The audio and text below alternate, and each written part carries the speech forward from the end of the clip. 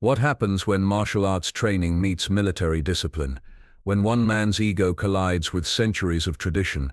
The answer lies in a single moment that changed two lives forever. Trafalgar Square, London. Early autumn. A crisp breeze carries the scent of rain-washed stone as sunlight breaks through parting clouds. Tourists cluster in animated groups, cameras pointed skyward at Nelson's column, or tracking the movements of the red-uniformed figure standing rigid beside the Horse Guards parade entrance. Sergeant Michael Harrington stands motionless, a living monument to military precision. His scarlet tunic burns bright against the grey London backdrop, gold buttons catching sunlight in rhythmic flashes as clouds pass overhead. The ceremonial rifle rests against his shoulder, held by white-gloved hands that haven't twitched in over 90 minutes. At 32, Harrington is a decorated veteran, 2 tours in Iraq, 1 in Afghanistan, and 5 years in the Queen's Guard. The scars beneath his uniform tell stories his disciplined face never would. Among the swirling crowd of tourists, one man moves differently. Jackson Chen, 27, steps with the unmistakable confidence of someone who has spent a lifetime mastering his body. A 4th-degree black belt from Chicago, Chen had come to London not as a tourist but as a featured demonstrator at an international martial arts exhibition. His exhibition had concluded yesterday with thunderous applause. His spinning aerial kicks and lightning-fast strikes had left the audience breathless. Today, flush with success and several pints of celebratory ale, Chen moves through Trafalgar Square with friends, the confident swagger in his step amplified by alcohol and adulation.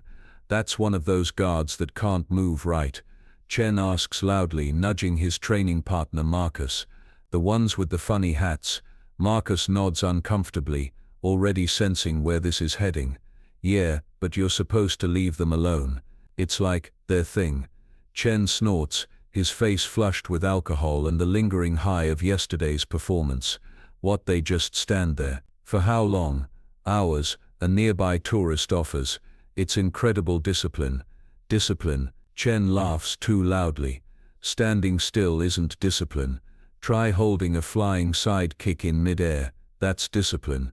A small crowd begins to gather, sensing the brewing confrontation. Parents pull children back instinctively. Smartphones rise like periscopes above the crowd. Chen approaches the red-coated figure circling Harrington with exaggerated movements. "So you just stand here? That's your whole job?" He waves a hand in front of the guard's impassive face. "Hello, anybody home?" Harrington remains perfectly still, eyes fixed forward, seeing everything and acknowledging nothing. His training echoes in his mind. You represent the crown.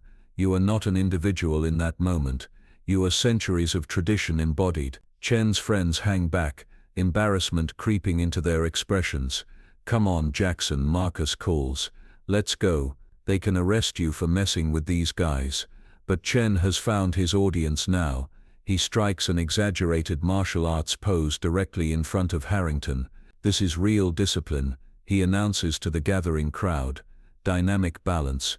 He transitions to another stance, core strength, another move, actual skill. The onlookers' expressions shift from curiosity to discomfort. A palace official approaches, speaking into his radio.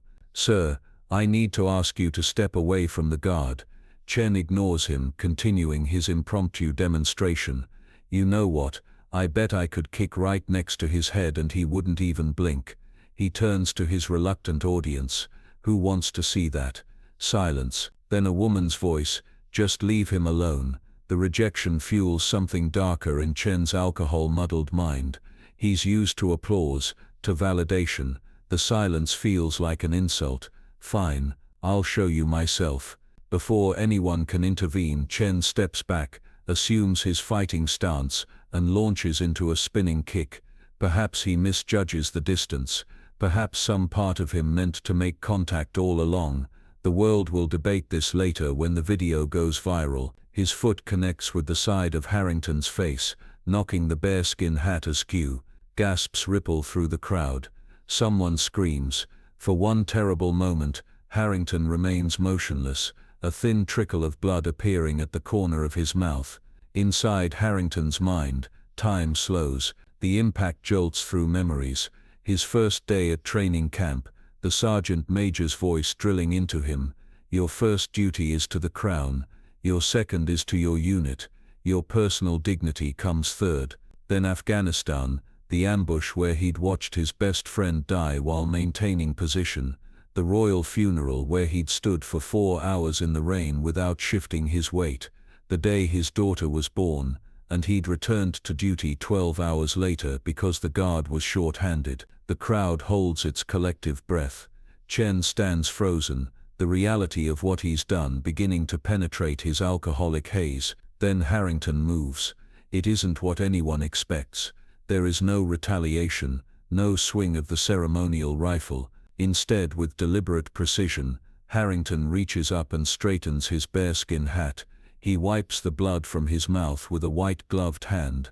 Then, breaking protocol for only the third time in his distinguished career, he speaks. "Mr. Chen," he says, his voice steady and somehow knowledgeable of the assailant's identity, "I understand you're a 4th-degree black belt. Your exhibition yesterday was quite impressive."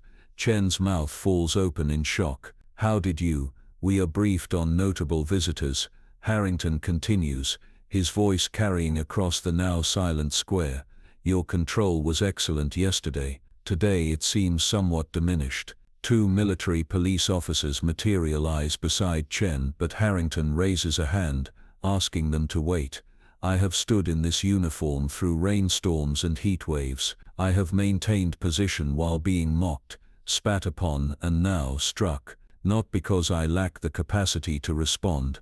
His eyes lock onto Chen's with an intensity that makes the martial artist take an involuntary step back.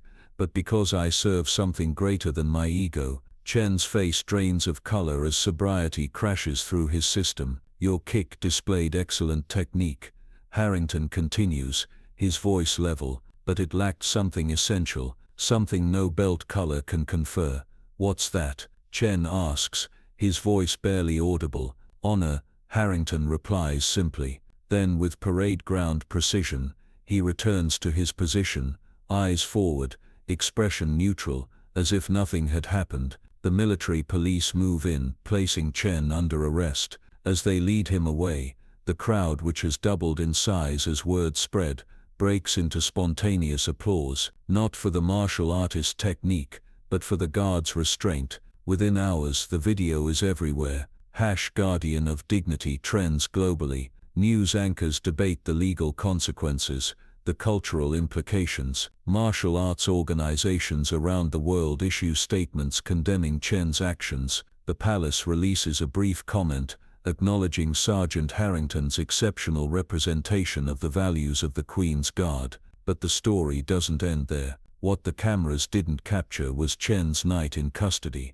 The sobering reality of potentially facing assault charges against a member of the Royal Guard, a crime that could result in significant jail time, and the certain end of his martial arts career. The crushing weight of shame as his social media accounts exploded with condemnation. The moment when he realized that in 15 seconds of poor judgment, he had undone 15 years of disciplined training. 3 days later, Chen appears before a magistrate. Surprisingly, Sergeant Harrington is present, in civilian clothes. Even more surprisingly, he requests permission to address the court. "Your Honor," Harrington states firmly, "I wish to make it clear that while Mr. Chen's actions were inappropriate, I do not believe they warrant severe punishment. In my years of service, I have observed that true remorse is often punishment enough for a person of integrity." The judge raises an eyebrow. "Are you requesting leniency, Sergeant?"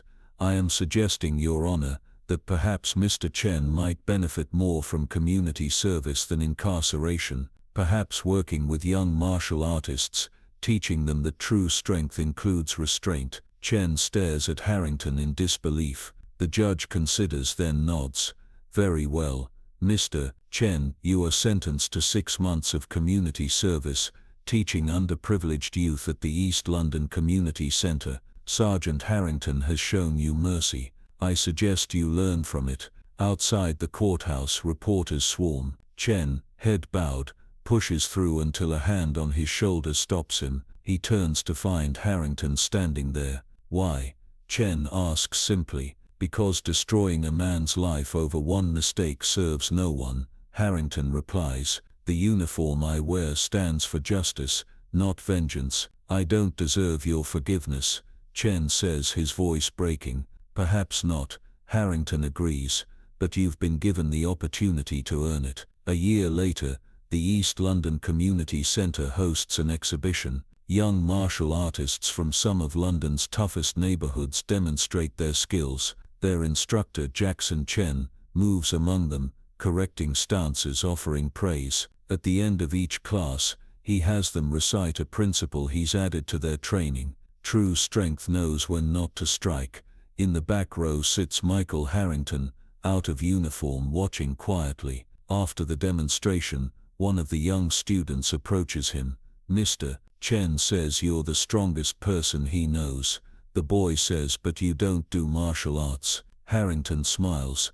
There are many kinds of strength. Chen joins them, extending his hand to Harrington, who takes it firmly. Different uniforms, Chen says, gesturing to his martial arts gi, and then to Harrington's civilian clothes. Same principle, honor. Harrington agrees with a nod. The media never got this part of the story.